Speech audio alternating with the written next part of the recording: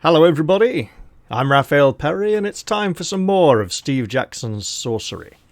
Now, it occurred to me sometime between the last episode and this one that I am very much stuck in the headspace of trying to find every single line of the spell to open the gate at the other end of the city in a single pass through the city. Because back in the day, back in the good old days, that was the only way it could be done. But this is Inkle. They do things differently here. It may very well be possible to pass through the gate without needing all 4 spell lines, although probably with some kind of consequences. Meanwhile, here I am in the Fallen Quarter. Now, I'm tempted to just completely repeat my path there to get to the gate here because of the beggar, but I would like very much to explore this whole portion of the Fallen Quarter to see if by any chance I might be able to find a coin or some food and then return to aforementioned beggar. I have my doubts, but hey, let's see what mischief we can get up to tonight. You follow the path to the right between broken foundations and cracked streets. On one side, a roof sticks half out of a sand dune. On the other, a front door lies flat on the ground as though leading to a hidden cellar. When the path comes to a building that, amidst all this destruction, is still standing, its door is closed and its stone walls seem completely intact, implying that things have left it alone for fear of something, but I will try the door. You try the door and find that it falls open at the slightest touch. Falls open? I thought this building was still standing and the stone walls seem complete. Okay. Well, I will try. I hope it's not like a great big mimic that's going to eat me or something. The house consists of a single room with a large table and a large chair, and in the far corner a sealed box. Sealed box is suspicious. Everything seems in good repair. The wood looks waxed and polished, and the hinges on the box are free of rust. Why is this place in the Fallen Quarter in such good condition?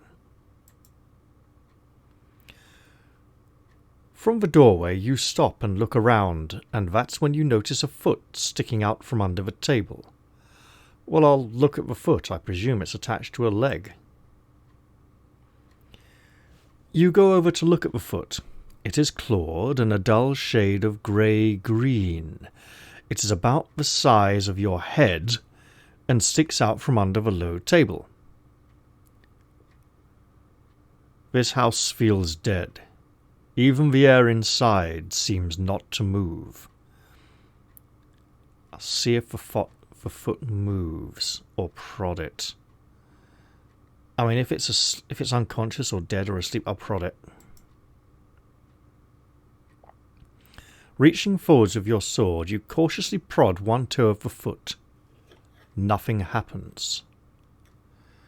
I'll prod it again. This is seriously suspicious. Feeling more confident now, you prod it once more. Still nothing. It seems like this creature is either very asleep or very dead. This feels like a trap.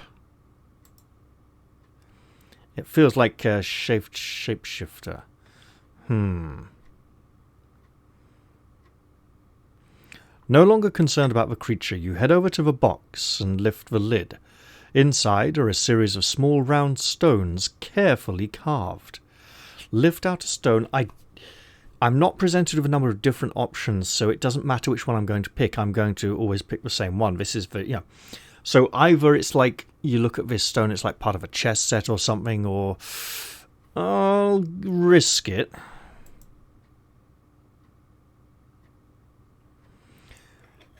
You pick out one of the stones at random and lift it from the box. It isn't heavy, but it is exquisitely smooth, not quite round, with a dimple at the top and a deeper pit near the top. In fact, you realise as you turn it over in your hand, it is carved in the shape of an apple. Looking in the box, you see other carved foodstuffs. Apples, bread, rolls of goat's cheese, a ham. Each has been almost perfectly chiselled into shape. Why?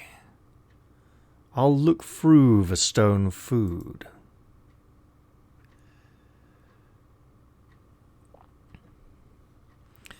You search through the box, hoping to find something to explain the purpose of the collection, but you discover nothing more. Turning away, your eyes fall on the other side of the table where the head of the creature lies. The face is clearly stone. The eyes are stone. The open mouth is stone. Yeah, something's telling me this ain't stone. This is like some monster has been turning everything to stone here. It is a statue of a sphin, or else it was once a sphin. It once was a sphin. I have a spell for this, right? In its hand, you see it holds a stone shovel. But I don't have the thing I need to cast that spell, do I?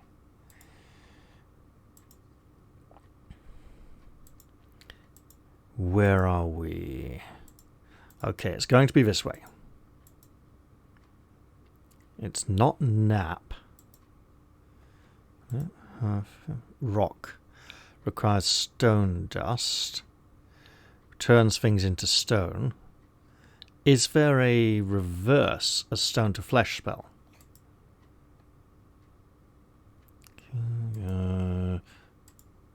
Oh. Okay, yep.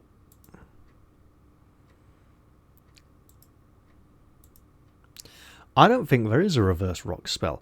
Mud. Full dim.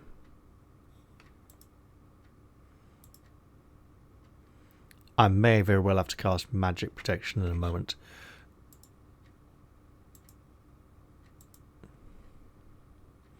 I'm thinking the yellow highlights are the ones where it requires an item. So 6 dot raz big walk or dumb foff wool. No, okay. No spell. You peer at the shovel. It has a wide blade, good for heavy digging. This creature was a gardener, perhaps, or a farmer, or more likely, given his lonely outpost near the necropolis, the city gravedigger. But now he is solid stone. Such things are not impossible. Perhaps he buried a wizard's lover. A day too soon, perhaps. You turn back outside into the dying sunlight. I don't want to go that way. I want to go this way. Why can't I go this way? Why can I only go this way? Why is there no option at all?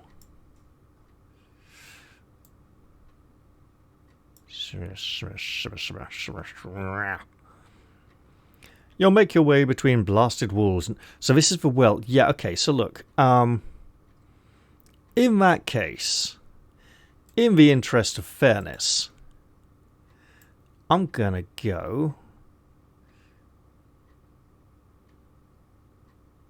back to here and retrace my original steps. Look at the house. Look at the mill. Don't go over the mill wheel because it's obviously a trap. The circle is too perfect. Come to here. Look at him. Wake him. Introduce myself. Ask who he is. He says nobody.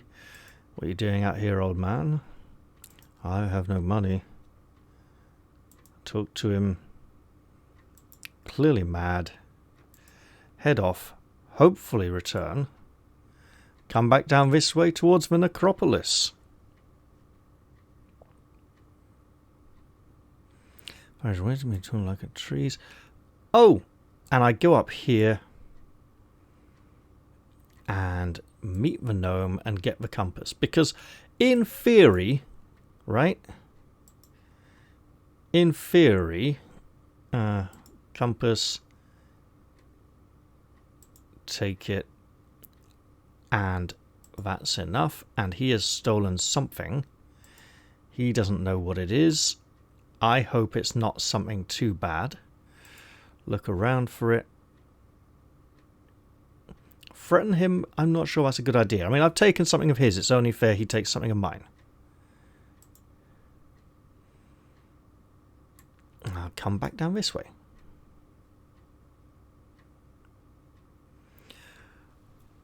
There's another path.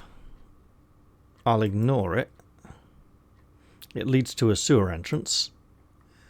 Well then. Here we are.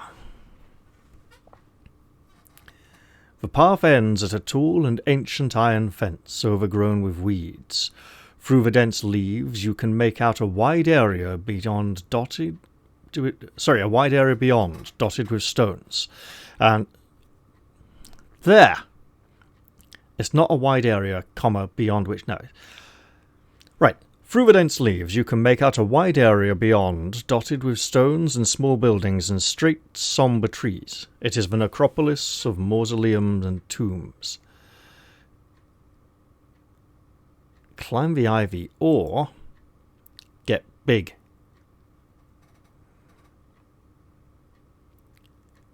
I see big, I see hot, I see... Zen? Oh, I see. Zip. Well, I don't have a green ring. Obviously, this is a... Oh, wait, could I pop it open? Huh. I could. That'd be pretty irresponsible. Pep, I don't have the firewater. So. Big. You cast the spell growing to 3 times your normal size until your head is higher than the fence. You can now see clearly across it into the graveyard beyond, but it is still too high to simply step over. Can't I climb it? I'll bend the bars. What use would waiting achieve? You wedge your enormous fingers into the gaps between the railings of the fence, and then, colossal biceps rippling and heaving, you begin to bend the metal itself to create a gap. It is hard work, but after a while you have created a decent-sized hole. I could try and climb through the hole and get stuck in it, or wait till I get smaller again and then climb through with ease. You wait for the spell to wear off, and you shrink back down to your normal size. Then you clamber easily through the hole in the fence. I mean, that's just logic, right? A bit of common sense. Sense rhymes with fence.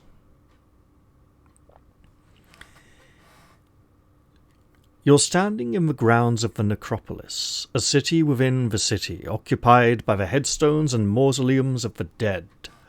Somewhere between the yews and cedars you can make out the wide road that loops through the graveyard before turning uphill as it heads for the far gate. The wind whistles between the tall trees. The sun is setting behind the wall. I'll look at the compass. I don't think it's going to pass time too much. You pull out the compass and consult the needle. It spins around twice, then points at the depths of the graveyard. Yes, that's very useful.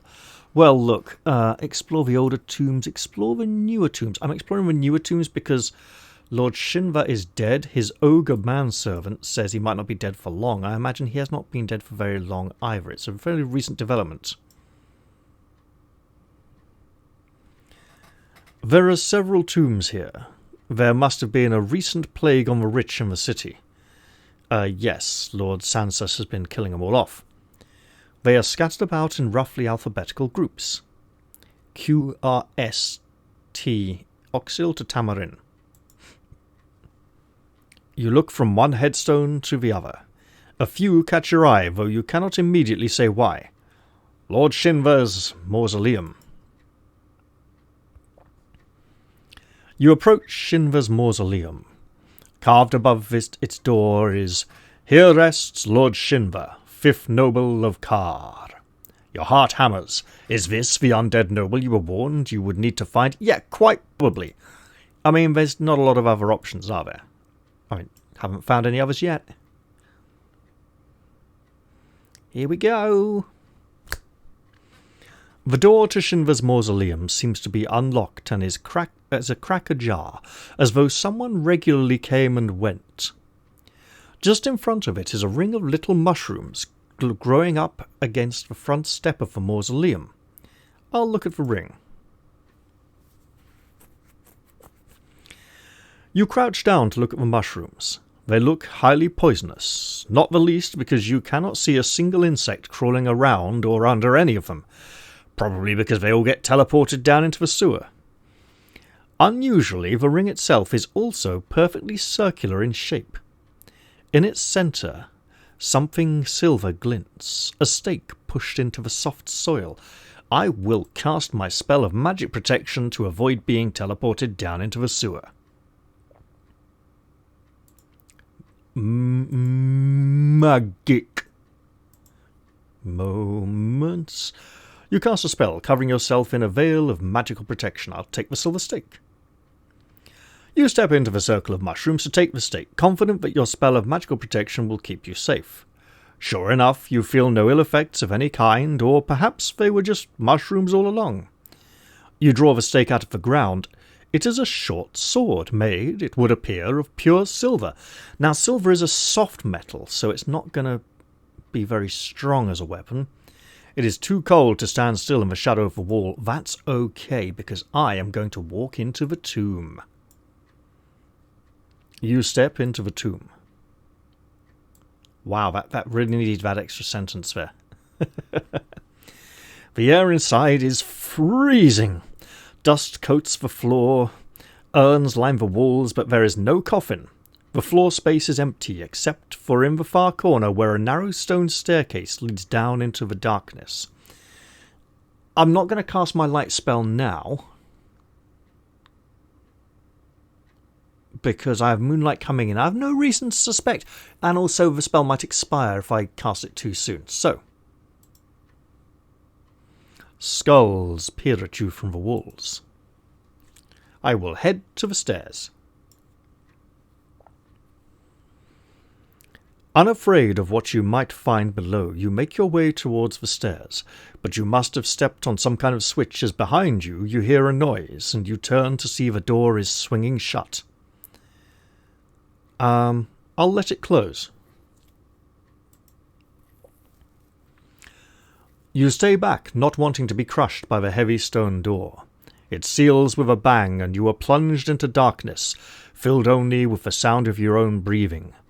And one other noise, a distant rattle of chains.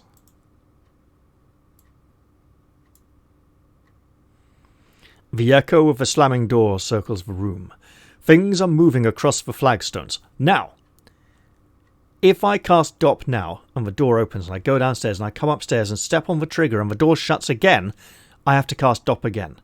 So I think I'm going to forget that and just go for the sun spell, right?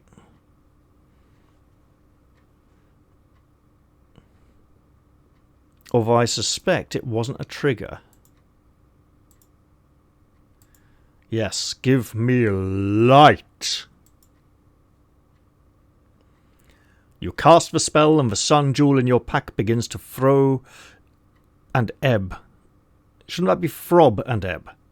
Pretty sure it should. Begins to throb and ebb, growing brighter and brighter until it fills the room with a pale light. But a pale but brilliant light that reveals the mausoleum for what it is. Old stone and dust, and nothing worse than that. Your spirits soar. I will make a move. I'm not going to cast another spell just yet. Something rushes across your boots and into a crack in the stone. Yes, probably some kind of rat. Maybe there is a way out below. Highly unlikely, but there might be a lever to pull to open the door. You head for the stairs once more, holding your light out in front of you. It had better last, is all I can say. You make your way cautiously down the ancient stairs into the dead earth. The walls are damp, and there is a foul smell of decay. The only sound is a dripping coming from somewhere in the depths. That looks like it could almost be a lever, right? You emerge into a large, dark chamber lit only by the light from your sun jewel. A coffin occupies the centre of the room, covered over by dust and spider webs.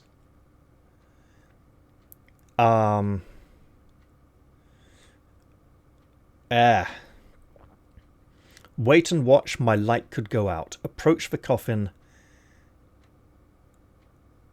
I mean, I could always cast it again, right? What I want is in the coffin. Allegedly. In theory, a little bit. I heard the rustle of chains.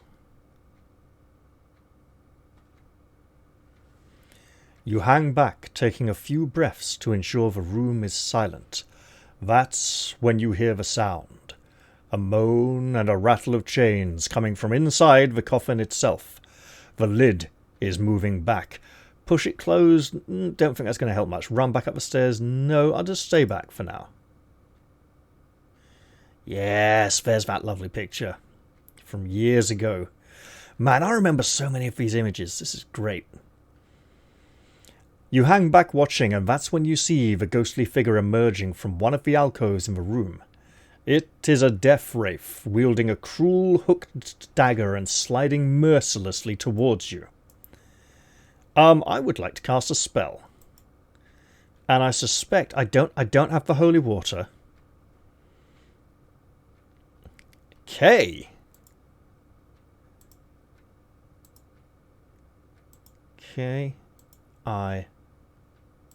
Kin, replica, kid, illusions, no, can't do either of those. Walk is good. Can I get Raz as well? No.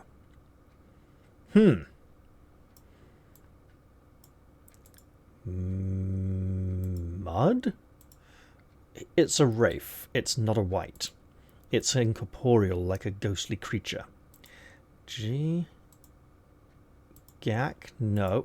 It's dead. What's it going to fear? That would be really good if I had a golden jewel. A jewel of gold. I could go for like a fireball. How?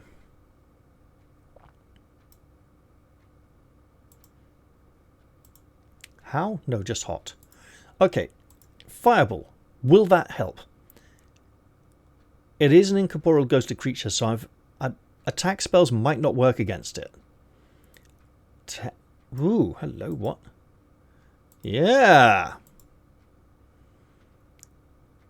Not a bad idea, although I've got a pretty good idea what it's trying to do to me anyway.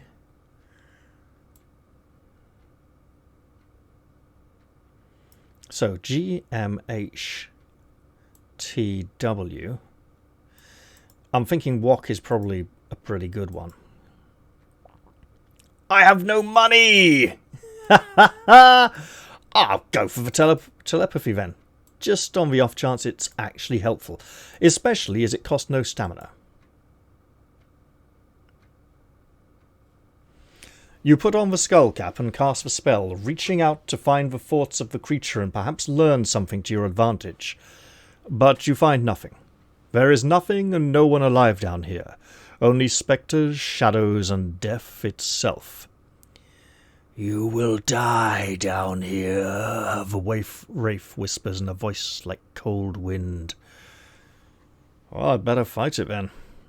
Glad I didn't try for a fireball, it probably wouldn't have helped very much.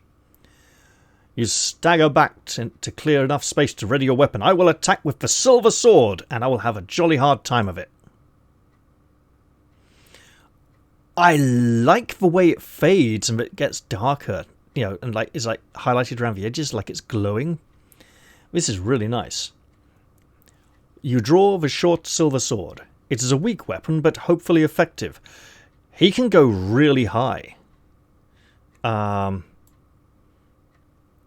If I go all out, about here. Oh! Okay, understood. The Death Wraith drifts for... Blah. The Death Wraith drifts, not drips. That's what I get for recording at 3:30 in the morning tonight, eh? The death wraith drifts forwards, one hand reaching for your neck, the other holding its blade. Aloft. New line, Raf. New line. Still the same sentence. The other holding its blade aloft. It howls with icy rage as it approaches. Knife outstretched as you swing hard with your sword. But you are open and the cruel blade touches your skin. You stagger backwards, clutching at the bleeding wound. Your blood colours the grey stone floor. That hurt a lot, but now I can afford to go all in then defend next time and... Oh, bugger! Yeah, I'm doing really badly. Okay. This is going to be a rematch time, isn't it?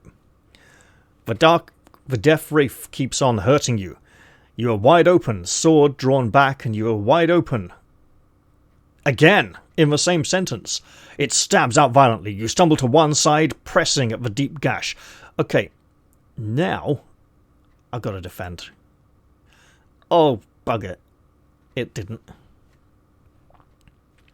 You raise your shield arm to guard your face. Not that I have a shield, mind you, as the death wraith reaches out with its skeletal hand. You stumble and fall. The wraith grins its bony teeth. It can smell the approach of death. It reaches out with long skeletal fingers. I will come for your blood, it hisses. I will suck you dry. Urgh! You didn't defend! I'm going to have to now, though. The chill of the tomb is all around you as you seize the moment to strike. You swipe the death wraith with your blade. You cut across his cruel blade, and the wraith moves between the pillars into darkness. It does not bleed, but it seems to flicker. If I go like a 0.7, 0.8. Oh, bugger. Okay. Then the death wraith is at your throat. You try a fast attack, keeping yourself as much covered as you can. It slashes at you wildly. The pain sends you staggering across the tomb. Yeah, I'm kind of got to go all in here and then probably die. Okay. The death wraith. You ready your sword to strike, finding the wraith's thin form. You harry the death wraith with your sword. You move about his dagger. The death wraith shimmers for a moment, its skull mask seeming to slip. Yep, defend. Glad I did. You drop back. The death wraith wails and sings as it slashes its blade backwards and forwards. You parry in a flash of sparks and metal. You turn most of a blow, then adjust your grip and try to settle your nerves. It leans forwards with crooked hands. Your heart will be mine, the wraith hisses. It will stop. All in! Oh, only 2 points. Damn it! You secure the chance to attack. You charge forwards. You cut across his curved blade. The death wraith is growing paler and more grey. You are injuring it. All in again, because it's that all or nothing. And deaded. Pretty much. Okay, look. Go all in. Get killed. And try again, because that was terrible. Right, so I'm going in with 14. Eeny, meeny, miny, mo. He likes to... Okay. Wait. Is this a theory, right? If I go... This has got to be dumb and it's got to be stupid, right? If I go all in, if I defend, he can only hit me for 1, right? If I go all in, then defend, like on alternate turns every turn, I will be getting significantly weaker. How about I defend, let him waste some stamina, let him waste some energy. I'm so glad I didn't try to attack. The death wraith drifts forwards, one hand reaching for your neck, the other holding its blade. He's used all his energy, so he's going to have to defend or attack with quite low power for the next few turns. And I stopped at the end of the line again, didn't I? The death wraith drifts forwards, one hand reaching for your neck, the other holding its blade aloft. It howls with icy rage as it approaches, knife outstretched. You gather your wits and drop into a defensive crouch. You turn most of the blow, then adjust your grip and try to settle your nerves, so I can go in quite strong here. But if he defends, I'm wasting it a bit. So I want some to be able to attack with next turn. I'm going for like a 2-7, 2-6, 2-7. Oh, wow. Okay, well, he got me there, you know. Then the Death Wraith is at your throat. Your own attack is thrown aside. It stabs out violently. The pain sends you staggering across the tomb. Why are there two U's in a row there, Inkle? That doesn't make much sense. There's no comma between them. It reaches out with long skeletal fingers. I will come for your blood, it hisses. I will suck you dry. I'm going to go like a... Yeah, I'm going to go heavy, because I can defend next turn, right? Because he doesn't seem to like to defend that often. The chill of the tomb is all around you as you seize the moment to strike. You charge forward, you cut across his cruel blade, and the wraith moves between the pillars into darkness. The Death Wraith does not bleed, but seems to flicker. So, I think the idea is to defend, taking 1 damage a turn when I defend, and then just, like, go with heavy hits. I'm a bit low on power. Yeah, sure. Let him get a hit in. Okay. He's got to be pretty low now. Gives me more potential attack power. You raise your shield arm to guard your face as the Death Wraith reaches out with its skeletal hand. I can go up to a 3.6. Go down to a 2.9. Ow! Okay, yeah, see, that's where... So I needed more energy. Okay. Alright. So defending, I can't keep... Because he's going to go in heavy again there. Oh, no, got him. Alright. That is nowhere near enough. Defend. Take the hit. So glad that I did. Go in hard. Got him. Defend. So glad I defended. Then go in heavy. You fall back across the dirt of the tomb, staying low. The Death Wraith grins skull-like teeth as it slashes its blade backwards and forwards. You counter quickly. You stumble and fall. The Wraith grins its bony teeth. It can smell the approach of death. It reaches out with hooked bony fingers. I can test... Oh, wails. I can test your life, the creature wails. I am hungry. Right, I'm going all in. Roar! Got him. And hopefully competent combat. Yeah, with that much of a disadvantage against that creature, that was good enough. You prepare your sword to attack, connecting with the creature. You swing hard. With a final strike, the creature wails and moans and seems to vanish in on itself. The air is suddenly a little warmer. Well, now I need to get to the coffin. Wait, what? Oh! Oh! You stagger back, gasping against the wall of the crypt. But then there is a creaking sound that makes you look back at the coffin.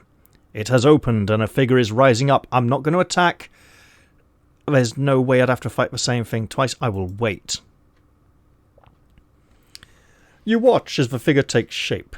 A very old man and no monster. No, he's probably a vampire or something, but anyway. Stranger, he declares in a quavering voice, his throat thick with dust and cobwebs. I am in a great debt to you. Now at last can my soul die in peace. Tell me quickly, before I am lost, how may I repay you? You stare in amazement. This must be the fifth noble, Lord Shinva himself. Well, we know what we want. You step forwards to greet the apparition.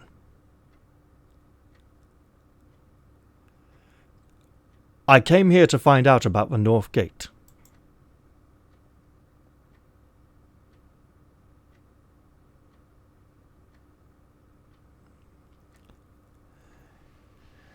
You came looking in a strange place then, the old man replies. The only gate down here leads to the underworld, and I have been denied it for a very long time. The old man is visibly crumbling in front of you. But you are Lord Shinva. The old man nods. I am, or I was. Once the fifth noble of the city, would you believe? He smiles without humour, only the ghost of a smile. And you? Who are you? I am from Analand. Shinva raises a dusty eyebrow. Analand? What interest does Analand have in the ways of Khare? His eyes are piercing and shrewd, despite there being no light or soul behind them. I travelled to the Baklands. I see. So you need to pass through the north gate, and for that you must know the spell. Perhaps you know it already. Do you know it? I know one line, Shinva replies. One lock made of a golem's hide. I wish you luck finding the others, but tell me, what lies in the Baklands that Analand could want? Do I tell him? I think I do. Oh, yeah, maybe not. He might attack and get really nasty. We should find him. Mampang and the Crown of Kings. Shinva looks startled. The crown? What of the crown? It has been stolen. He looks deeply troubled. Then today is a good day to die.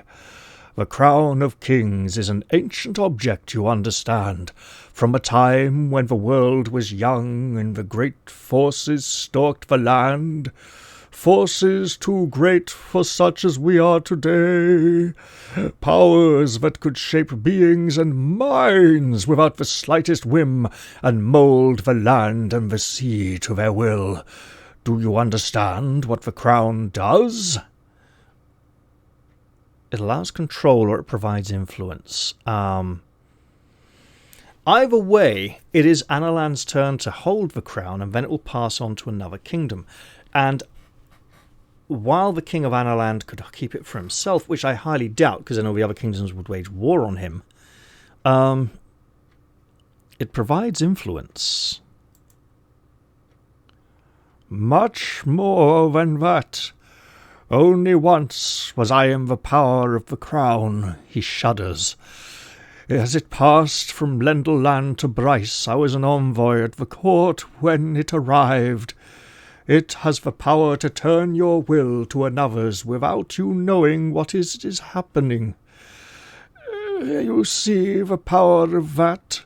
No one under the influence of the crown can ever revolt, as they do not understand that they are in servitude. Trickles of dust rain down from the roof of the crypt. Uh-oh.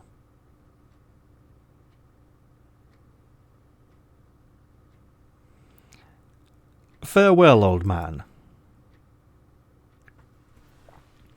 Farewell, stranger. May your life and fate be better than mine. Finally, with a withered finger, he directs your attention to a gnarled rope that hangs down in one corner of the room. That controls the trap on the door, he declares with a groan. Well, before the roof caves in, because there's a distinct possibility. You slash the rope with your sword. A heavy counterweight falls and shatters to the floor. Lord Shinva nods and drifts towards his coffin. I give the last of my life to you, he whispers. He healed me up to what I came in with, he whispers as he lies back in his grave. You feel a cold strength flooding your veins, then turn quickly and make your way upstairs. Absolutely, time to get the flip out of here. The door at the far end of the mausoleum is open, and I'm getting out of it.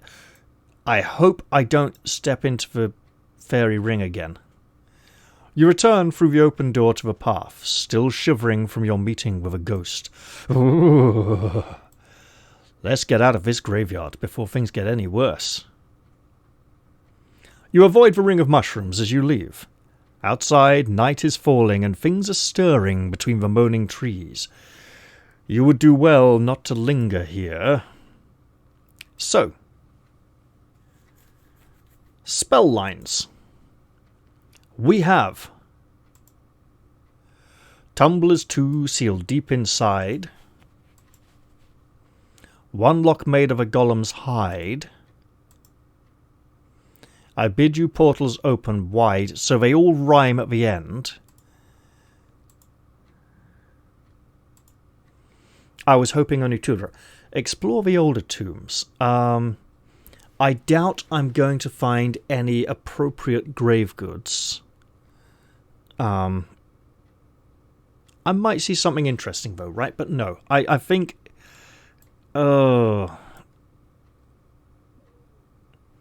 I think that's asking for trouble. But I want to go and look. I want to go and look.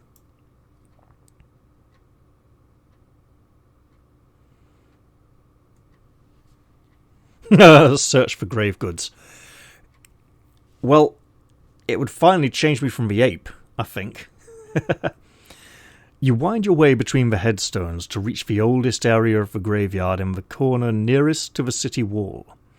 Most of the stones here are now mere rubble. A few statues lie face down in the mud. A tree has split through a carved stone coffin. I'll find the oldest grave. You soon find what looks to be the oldest tomb. It is a small mausoleum with a low roof supported by ornately carved pillars. An inscription reads, "Here lies Lorag, founder of Khare." That's strange. Didn't you meet a man named Lorag? Yeah, it was probably named after him. The tomb is a simple stone cabinet carved with the likeness of a man. From centuries of rain and wind, you can make out nothing of it but a long grisly beard. Below, the inscription is a longer tablet, but it is half weathered and covered in moss. Can I cast the Understand Language spell to, You clear away the dirt from the carved inscription, but you still cannot make out the words, only trace their lines with your finger. The eyes of the carved statue appear to be watching you. I suspect if I had something with which to make a rubbing here, I could learn Lord Lorag's spell line in case I hadn't managed to learn it earlier. Because we do know there are multiple ways to get the... whereas in the original adventure, each of the spell lines was in a single place only, and you could go back through the city and try again, but you had to keep going back to the prison by the front gates. And because you wouldn't get a full heal out of it or anything, it was a battle of attrition, right? With your stamina constantly dwindling and your supplies also not being constantly replenished. I'll examine the carved man. You look closer at the carved man. Clearing away the spider webs, the dirt and mud, you can make out a little more of his features. It is surely quite impossible, but if this is not the same man as the wizard you met earlier, then it is his direct ancestor. I will leave the tomb. You head away from the tomb. Something scurries across your foot and is gone. That's a recurring theme. I'd better just get out of here.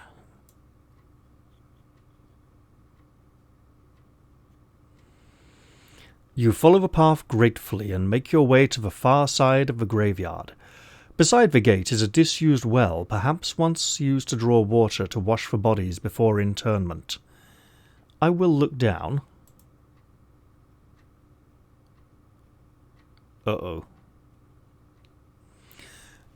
You lean over the side of the well house to peer down.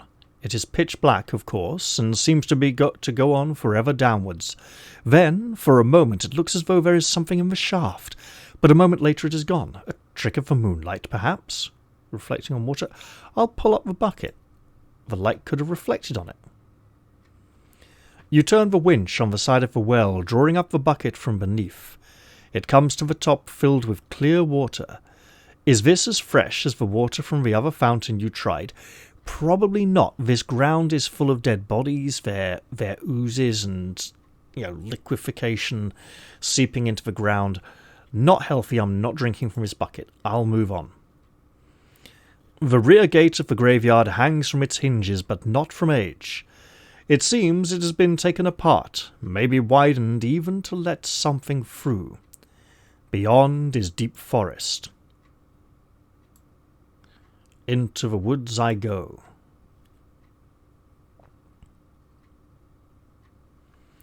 You walk for half an hour through thick trees along a narrowing track until you reach a fork in the road. To your left, the track gets narrower still.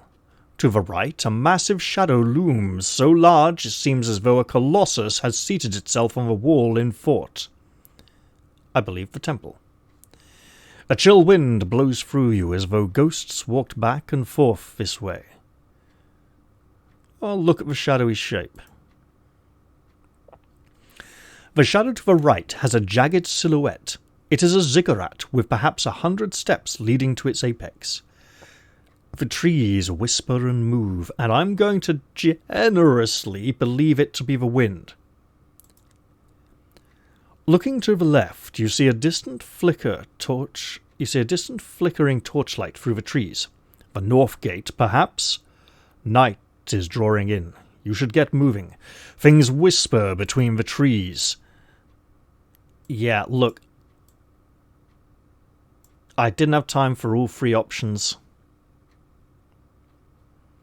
You stand at the base of a towering ziggurat built from carved stone blocks, each the size of a hay bale. The temple rises higher than the city wall and positioned to catch the first star of evening at its uppermost point, a moment which is just past. I will look for an opening, but I believe that is something to do in the very next episode. I hope you've all enjoyed this one, and I do look forward to seeing you all in the next one.